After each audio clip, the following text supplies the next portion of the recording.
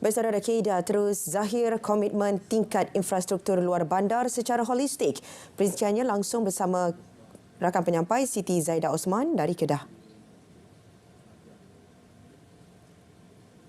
Baik, terima kasih. Assalamualaikum dan salam Malaysia Madani. 83.21 juta ringgit diperuntukkan Kerajaan Persekutuan kepada Lembaga Kemajuan Wilayah Kedah KEDA tahun ini. Peruntukan meliputi 50.71 juta ringgit untuk bajet pembangunan manakala selebihnya bajet pengurusan. Pengurusi KEDA Datuk Seri Jamil Khair Baharum berkata bajet pembangunan yang diterima meliputi 11 projek prasarana berjumlah 30.5 juta ringgit. Selain 6 projek ekonomi dan pertanian berjumlah 8.45 juta ringgit. Manakala modal insan menerima 8.87 juta ringgit melibatkan 5 projek dan 3 projek usahawan bernilai 2.85 juta ringgit. Yang ini tak termasuk dalam peruntukan direct daripada pusat, tetapi yang terus diberikan kepada kita direct dalam arti kata projek dan program di peringkat persekutuan yang dihantar direct kepada kita, tetapi peruntukan yang diberi terus untuk diuruskan oleh KEDA 83 juta, 32 untuk pengurusan, 50 untuk tujuan kita punya pembangunan. So pembangunan meaning that pelbagai perkara-perkara yang berkaitan dengan pembangunan di negeri Kedah. Sementara itu, KEDA terus komited memastikan segala perancangan berjalan lancar. Ada yang pelaksanaan yang secara berperingkat, ada yang kita kena habiskan pada tahun ini. Berdasarkan kepada inilah, termasuk dengan projek-projek yang sambungan lah yang telah kita dapat dalam RP ketiga sebelum ini.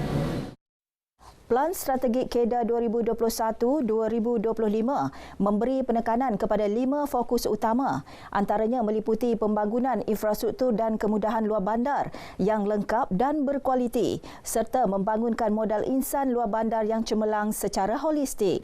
Sejak 43 tahun beroperasi, KEDA telah menerima peruntukan keseluruhan 2.311 bilion ringgit. Teknologi Automated Fertigation System AFS yang diperkenal College Vocational Alostar KVAS membolehkan aktiviti pertanian lebih mudah, sistematik dan menjimatkan kos. Penyelaras Unit Inovasi dan Reka Cipta KVAS, Abdul Jalil Karudin berkata, AFS direka bentuk dengan menggabungkan peralatan elektronik. Komponen sistem perpaipan air diletak kemas di dalam bekas plastik. Sejak diguna pakai di tapak lembah inovasi fertigasi KVAS, ia ternyata meningkatkan kualiti hasil tanaman, pengurangan masa mengurus sistem tanaman serta melonjakkan keuntungan. Konsep sistem pertanian pintar ini bertujuan mengembangkan penggunaan teknologi dalam aktiviti pertanian bagi menggantikan sistem pertanian tradisional. Kita akan kawal kadar air yang kita nak bagi kepada setiap pokok. Berapa kuantiti air, berapa lama kita nak sembuh. Kemudian tu kita nak tentukan bila masa kita nak bagi bajet AB, bila masa kita nak bagi air kosong. Kita setting terus dalam sistem yang dibangunkan oleh pelajar ni lah. Dan alhamdulillah sebagai kita kata alternatif lah kepada pokok-pokok kecil yang baru nak belajar berjinak-jinak dengan sistem IoT ni, kita kos lebih kurang dalam 2,500. Kalau kita tengok di luar tu berbelah-belah ribu. Jadi nak belajar kita guna yang lebih murah lah. Kami di sini dalam masa yang sama kami juga dapat belajar tentang ilmu-ilmu pertanian di samping belajar mengenai kos yang kami pilih. Kami dapat belajar tentang cara bertani dengan menggunakan kaedah yang moden. Dengan adanya peluang macam ni, saya juga bukan boleh mencari pendapatan dalam bidang otomotif, juga dalam bidang pertanian pun saya boleh mencari juga pendapatan saya sendiri. Teknologi AFS mendapat pengiktirafan selain memenangi anugerah. Antaranya anugerah emas pada Innovation Development Through Educational Activities pada tahun 2021 dan terbaharu Naib Johan Agro Business and Innovation Challenge 2023 Agrofest Perak. Teknologi itu bakal menyertai 2 pertandingan di Bangkok, Thailand bulan depan. Percutian berkonsepkan inap desa dengan menyajikan pemandangan suasana kampung dan reka bentuk penginapan menarik semakin menjadi tumpuan. Apatah lagi jika penginapan tersebut menarik dan tular di media sosial. Ikuti bingkisan rumah segitiga warna-warni yang disediakan Firdaus Mokhtar.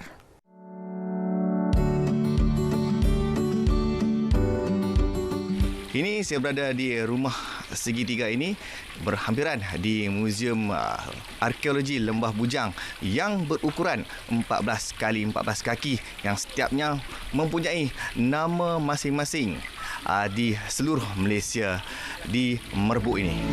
Pengusahanya, Muhammad Amirul Mukris Muhammad Najib, mendapat inspirasi membina rumah sebegini hasil idea daripada ahli keluarga dan kenalan terdekat. Pembinaan di Tanah Dusun berkeluasan 1.2 hektar ini bermula setahun lalu dan dibuka pada Ogos 2023. Skala ini juga dapat menarik minat pelancong yang mahukan kelainan dan keunikan tempat percutian untuk family mereka. Setiap bilik mengandungi dengan nama negeri mereka tersendiri, seperti bilik nombor 1 nama Budak Perlis, nombor 2 Mamu Penang dan sebagainya lah. Dihiasi dekorasi kincir angin dan air, kolam mandi serta landscape berlatarkan belakang flora dan fauna, suasana Bukit Bukau melengkapkan suasana sekaligus menenangkan jiwa. Laporan Firdaus Mokhtar, RTM. Berlainan pula dengan pengusaha penginapan dan rekreasi di Rock Village, Bukit Kurasik mengambil idea konsep tempat pelancongan di Thailand ternyata bukan sahaja membantu mempopularkan kawasan pendalaman itu, malah membantu meningkatkan taraf ekonomi penduduk.